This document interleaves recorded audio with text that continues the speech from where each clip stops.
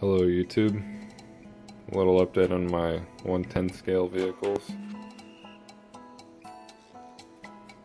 The Hustler and Paqueño Bandido. Hustler's got zip ties on it right now because this is how I held in my cell phone, which was clocking my top speed on a couple of these different batteries I have here.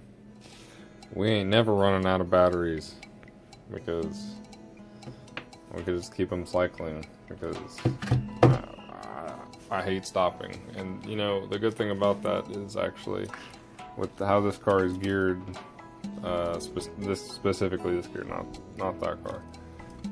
How this car is geared is just to take it all day. It doesn't really get hot at all. I ran it at the track Saturday for 6 hours straight, and it didn't get hot. I've also got I finally got my new charger in. I'm not sure what this thing is. It says emaxx. It's a little blue one. It was like 15 bucks on eBay, but I had to fight USPS to finally get it from them. But I've also got an old Hot Bodies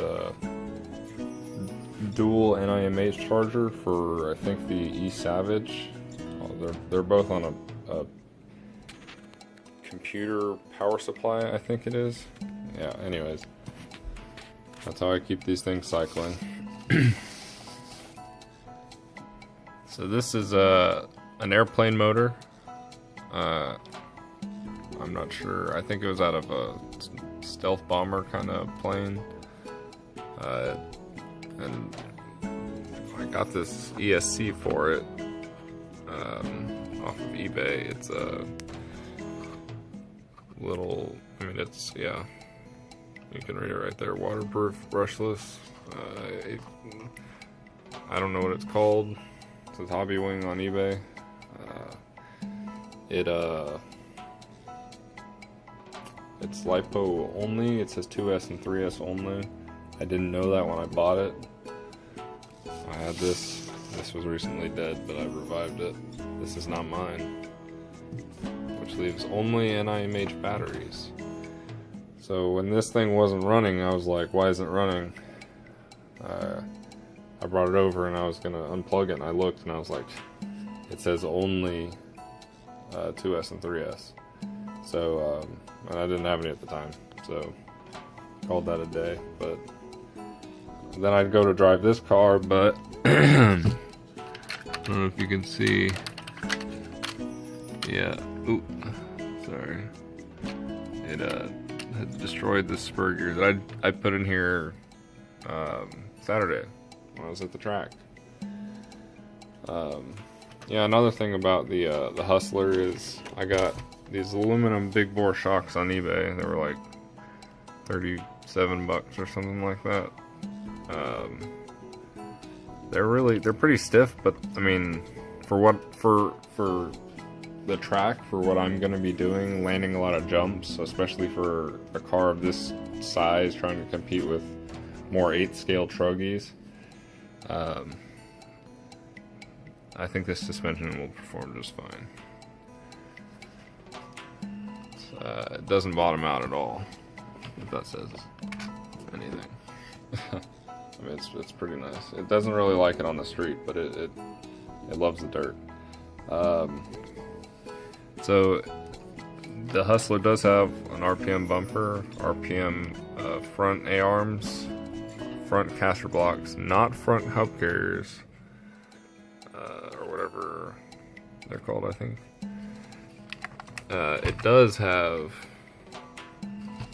rear hub carriers, right? Yeah, I believe that's the name of them. But not rear A-arms. It does indeed have a gear cover, by the way. So that's the Hustler. And Paqueño Bandido. Its rear tires are these. I'm not sure what they are really. They were on the Hustler when I got the Hustler off Craigslist. But I put them on the rear of this car because they're a lot more street friendly. They hook really nicely. But I think I'm gonna get some more rear drive appropriate wheels for it and move those to the front and just get identical wheels, because these are short course truck wheels. All the wheels you see laying in the background are, well, I'll just go ahead and show you. These things are so old. I ran these on my Slash two-wheel drive like 2011 or 12. Yeah, anyways. This is it for the 10th scales. Yeah, I guess a little update on these wheels and tires.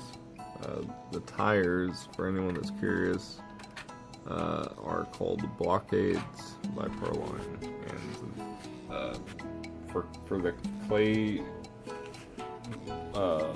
like red clay dirt kind of track that we've got going on at my local hobby shop, these tires are a beast, and they've got some pretty.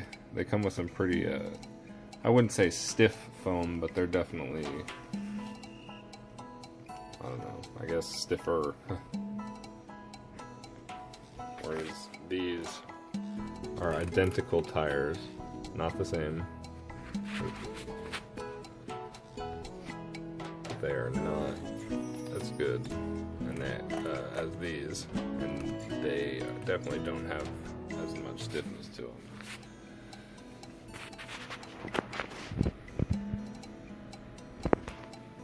There they are. That's it for my 10th scales. I'll get a little bit more on my 5th scales going on soon. Thanks for tuning in. Y'all have a great night.